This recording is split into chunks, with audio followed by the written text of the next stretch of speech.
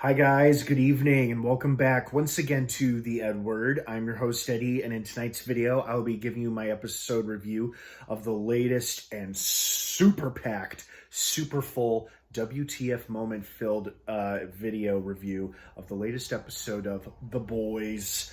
Holy shit, a lot happened, and there's a lot to unpack and a lot to discuss here. Damn. Now, before I get into all of that, of course, please be warned. Obviously, this is going to be covering the latest episode of The Boys. So if you're not caught up on The Boys by this episode, the most recent one, which would be episode 5, do not keep watching or listening to this video, as I will be discussing spoilers, plot details, character stuff, WTF moments, all that jazz. That being said, you have been warned. Let's get right back into it. Holy shit, this show is so good. It's so fucking good. Oh my god, so much to unload in one episode. First off, I didn't even consider the possibility, and then as soon as it showed them drinking side by side next to each other, I'm like, oh my god, Butcher and Maeve are totally gonna hook up, and that's exactly what happened. Did not see that coming. I thought they would at least have an alliance at most this season. I did not think at all they'd have a sexual relationship of any kind, considering how much he hates Soups and how little she probably thinks of him. But they had both been drinking, and it was kind of sad because they had both been sober for so long. But interesting twist. Speaking of interesting lovers, goodbye to Crimson Countess, and thank you, Laurie Holden, for an amazing job at playing Crimson Countess. Oh my god, that scene with her as a, Crimson Countess being a porno webcam girl, and her customer is Seth Rogen, and his username is Sir Cubs. Oh god, that was funny. Oh, I was laughing so hard during that whole exchange when she's telling him about chimpanzees being endangered. He's like, yeah, that's really interesting, but can we get to this because the meter's running here? Because he was gonna jerk off to her while she did her porno webcam girl stuff. Oh my god, that was hysterical. I was hoping Seth Rogen would make it a cameo appearance this season, but I did not expect it in this capacity.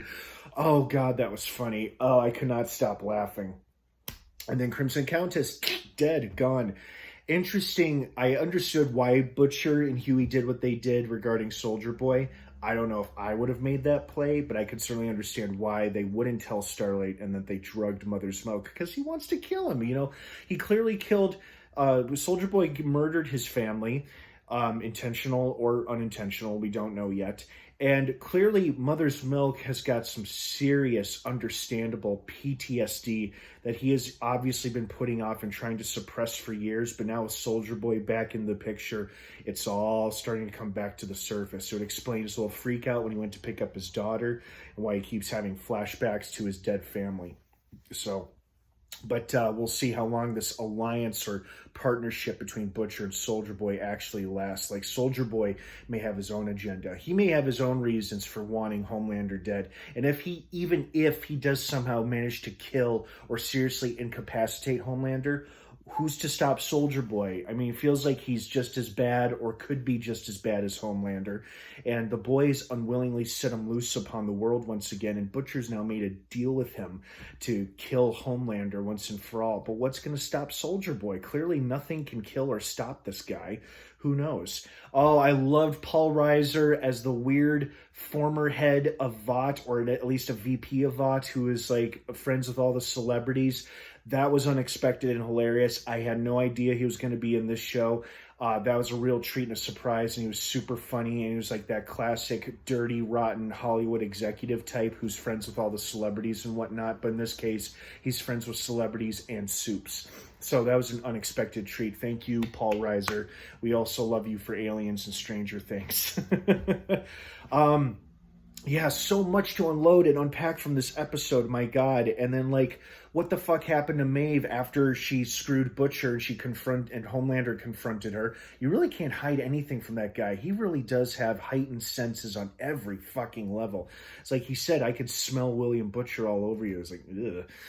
And then Black Noir seemingly lunged and attacked her, and then it cut to black, and we have no idea what happened to her. You know, Starlight tried to figure it out, but Ashley, that spineless Ashley, who's now becoming drunk with power because this is the first time that, like Huey, she's experienced real power in her life. And I am starting to get a little worried about Huey because it feels like he's slowly becoming an addict to this temporary compound V. Even though he's taking it for good with good intentions and arguably good reasons, what's it going to end up costing him? And Starlight is clearly concerned about it too. Even Butcher might be a little worried about it, but Butcher, I don't think, is going to sweat too much about it because he's willing to do what needs to be done. And I think Huey's starting to act and believe that way too. Great episode. So much to unload and think about. So much happened. I mean, it's hard to talk about it all. Oh my God, Blue Hawk and in the community center with all the Trenton residents, and then they started that argument that's been going back and forth for the past couple years in real life. Black Lives Matter versus All Lives Matter, that back and forth argument between the two groups.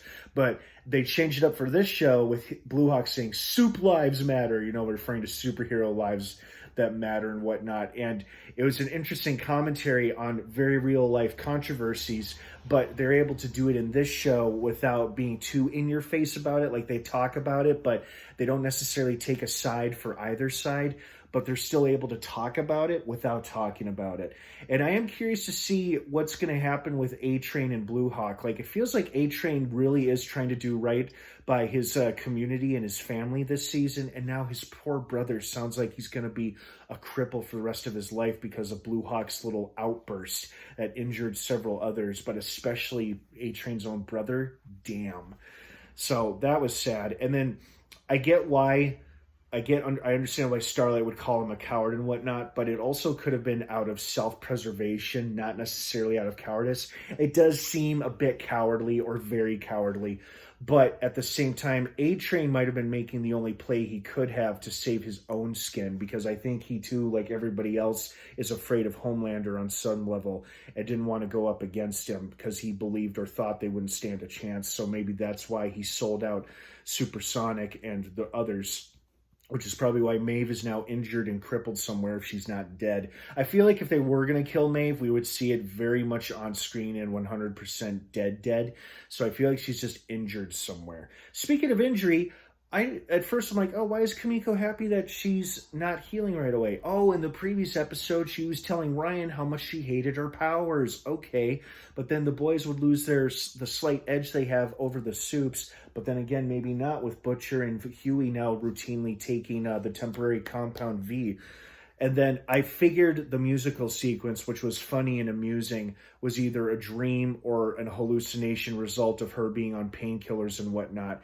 But it turned out to be a dream/fantasy she was having right before she and Frenchie finally kissed. And they both seemed to be into it until he was taken away by Russian mobsters. And I wonder if her realizing he's in danger is what's going to reinvigorate her powers to come back to her, and she saves his life or something. We'll see, but God, I love this show. Such a good show, and this was such a great episode too. I hope you guys enjoyed this episode as much as I did. What did you think of it? I'd love to hear your thoughts and feelings on it. Thank you so much for watching. Have an awesome rest of your night, and of course, until next time, may the Force be with you.